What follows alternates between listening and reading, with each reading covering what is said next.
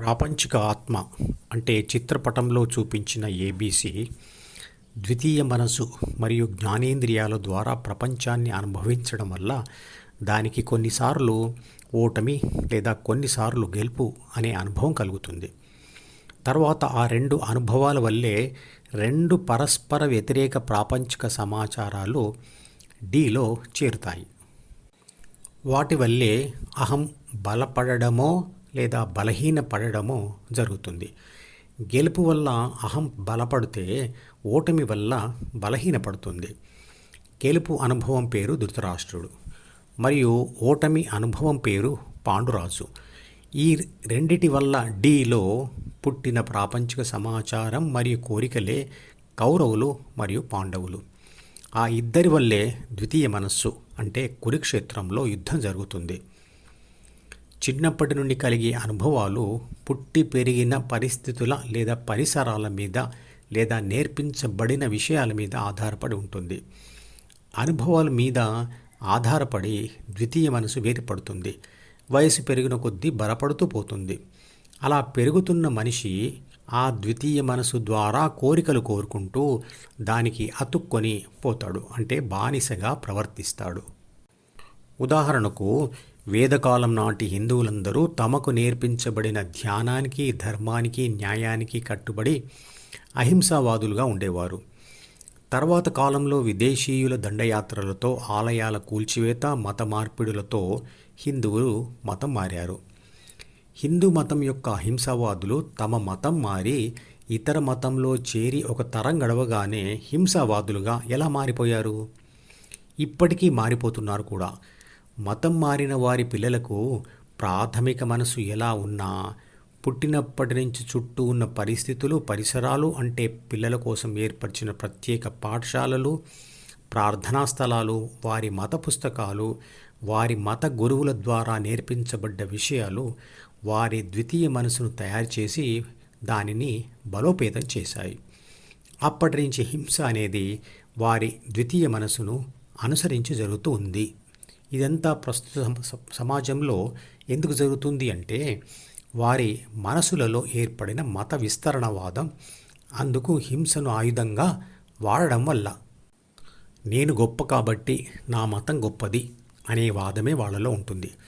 అంతే తప్ప ఆ మతంలో గొప్పతనం ఉంది కాబట్టి నేను ఆ మతంలోకి మారాను అని ఆ మతం మారిన వాడు అనలేడు. వాడి పిల్లలు కూడా నేను పుట్టిన ఈ మతంలో ఈ గొప్పతనం ఉంది కాబట్టి నేను ఇందులో కంటిన్యూ అవుతున్నాను అని అనడం లేదు. అలా అనడానికి ఆ మతాన్ని వాడు సంపూర్ణంగా అర్థం చేసుకునే ప్రయత్నం చేయాలి కదా. వాడే కాదు, హిందువులైనా సరే మన మతం గొప్పది అని చెప్పుకునే ముందు మన మతంలో ఉన్న గొప్పతనం ఏమిటో వాళ్ళు తెలుసుకొని తీరాలి కదా. కనీసం మన మత గ్రంథాల సారాంశాన్ని క్లుప్తంగా ఆయన తెలుసుకొని ఉండాలి. కానీ అది సంపూర్ణంగా జరగడం లేదు.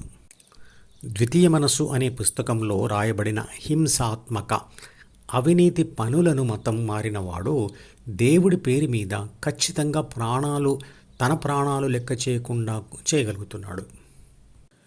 ఏ మనిషి అయినా ధ్యానం చేయకముందు తన మనసులో ఉన్న దానిని మించి ఏమీ చేయలేడు. అక్కడ ఉన్న దానినే తూచా తప్పకుండా పాటిస్తాడు.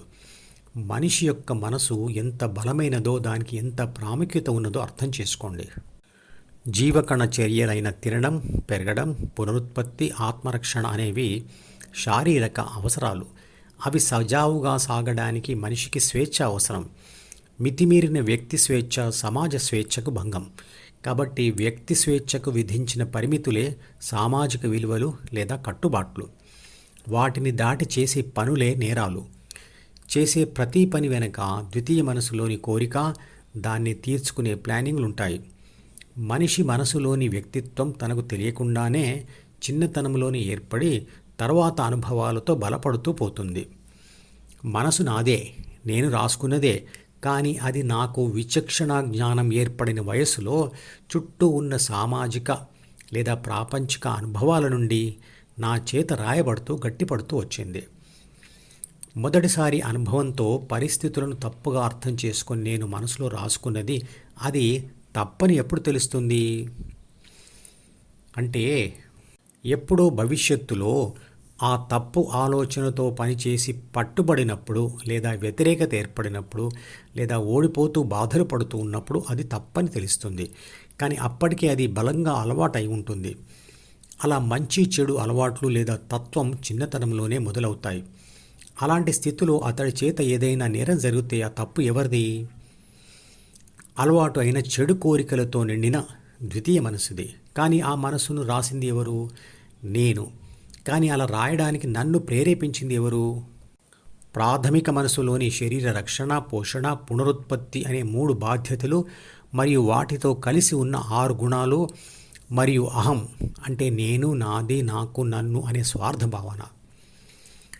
ప్రాథమిక మనస్సులు సృష్టించింది ఎవరు? చుట్టూ ఉన్న పదార్థ ప్రపంచం లేదా ప్రకృతి. అంటే పదార్థ ప్రపంచమే ప్రాథమిక మనసును సృష్టించింది మరియు ప్రాపంచిక ఆత్మ ఆ పదార్థ ప్రపంచంతో పొందిన అనుభవాల చేత ద్వితీయ మనసు జన్మించింది. అంటే నేరాన్ని ప్రోత్సహించింది పదార్థ ప్రపంచం లేదా ప్రకృతి. నేరాన్ని ప్రోత్సహించిన వాడే అంటే ప్రకృతియే నేరస్తుడు కదా. ఈ అనంత విశ్వంలో ఉన్నవి రెండే, ప్రకృతి మరియు పురుషుడు. అంటే కనపడే పదార్థం మరియు కనపడని శక్తి. విశ్వశక్తి పరమాత్మ అయితే శరీరంలో ఉన్న నేను అనే శక్తి ఆత్మ. శక్తి ఎప్పుడూ తటస్థంగా ఉంటుంది. అంటే ఏమీ తనంతట తానుగా చెయ్యదు, నిర్లిప్తంగా ఉంటుంది. మరి అందరి శరీరాల్లో ఉండే ఈ నేను అంటే ఆత్మచేత అన్ని పనులు ఎవరు చేయిస్తున్నారు? ప్రాథమిక మనసులోని 3 బాధ్యతలు మరియు 6 గుణాలు మరియు ద్వితీయ మనసులోని అహం మరియు బలంగా అలవాటైన ద్వితీయ మనసులోని కోరికలు చేయిస్తున్నాయి. అంటే మొదటి నుండి పదార్థ ప్రపంచం లేదా ప్రకృతి ఆధిపత్యంలో మనసు మరియు ఆ మనసు ఆధిపత్యంలో ఆత్మ ఉంది. కానీ ఆత్మ తన శక్తితో తనను తాను మనసు నుంచి విడిపించుకోగలదు. కాబట్టి ప్రకృతి నుంచి కూడా విడిపించుకోగలదు. ఆత్మ మనసు యొక్క ఆధిపత్యంలో నుంచి తప్పించుకొని తన మీద తాను ఆధిపత్యం సంపాదించుకోవడమే ఆధ్యాత్మికత. ఈ మధుపదం యూట్యూబ్ ఛానల్ వీడియోని సబ్స్క్రైబ్ చేసి గంట గుర్తును నొక్కి ఆల్ని సెలెక్ట్ చేసి ప్రతిరోజు యూట్యూబ్ ఓపెన్ చేసి అడుగున ఉన్న సబ్స్క్రిప్షన్ బటన్ నొక్కితే అన్ని లేటెస్ట్ వీడియోలు చూడవచ్చు.